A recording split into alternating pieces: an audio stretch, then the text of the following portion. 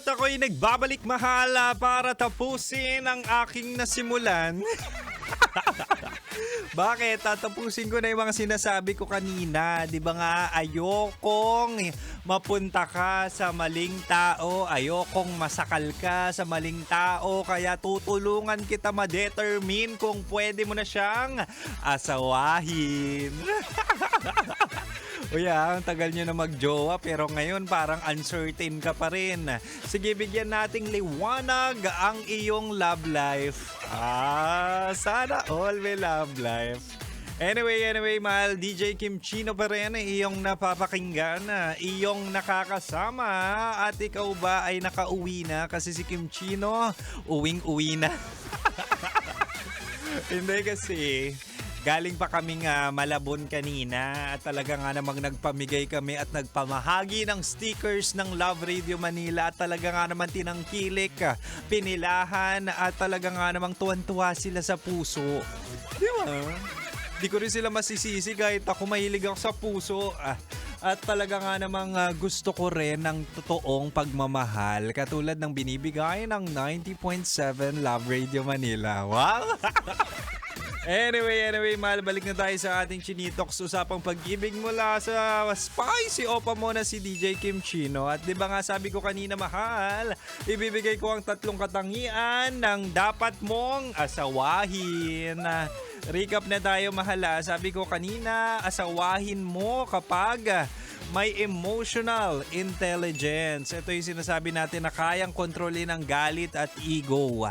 Willing siya makinig kesa manumbat at magsalita o di kaya sumagot agad sa mga sinasabi mo. Ang sarap makakuha ng ganyang tao. Diba? Yung marunong mag-sorry at tumanggap ng pagkakamali. Hindi yung iga-gaslight ka. Kaya dun tayo sa may emotional intelligence. At ang pangalawa, mahal, sabi ko rin kanina, asawain mo na kapag responsable. Ito yung sinasabi natin na hindi batugan, hindi aasa sa'yo, hindi nakadepende sa'yo. So might as well, dun ka sa taong may direksyon, may pangarap at marunong humawak ng pera. Di ba? Dun tayo sa hindi gastador. Doon tayo sa kahit hindi ganun kayaman pero marunong dumiskarte and at the same time kasama ka sa plano niya. Asawahin mo na yan. At ang patlo at panghuli, mahal, asawahin mo na kapag, ito basic na basic, gumagaang ang buhay mo kapag kasama mo siya. Simula nung naging jowa mo, nakarelasyon mo, gumaang yung buhay mo. Saan? In general, in terms of pagtatrabaho, sa gawaing bahay, pwede rin naman sa financial, di ba? Kasi give and take kayo sa relasyon eh. Hindi lang nakadepende. O di kaya, hindi lang ikaw yung nagtataguyod sa relasyon nyo. It's a partnership. Kung saan, nung pumasok ka sa relasyon, parang ang ginhawa na ng buhay ko. Parang nasa tamang tao ako at parang pagtrato to ng tama. Kaya naman, mahal, kung yan ang iyong nararanasan, wag mo nang pakawalan, kundi baka sa amin pa mapunta yan, magsisi ka.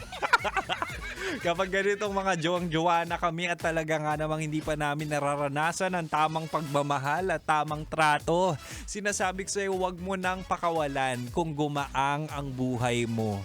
Diba? Ang dami ngayon nasa relasyon pero hindi masaya. Ang dami ngayon nasa relasyon pero hindi natatrato ng tama. Nasa relasyon man sila pero bakit bigat na bigat pa rin sila? Ibig sabihin, hindi komportable ang relasyon nila. Naglolokohan lang sila. Diba? Kung approve ka at sa mga sinabi ni Kim Chino na talaga nga namang masasabi mo, pwede na to settle down. That's good for you.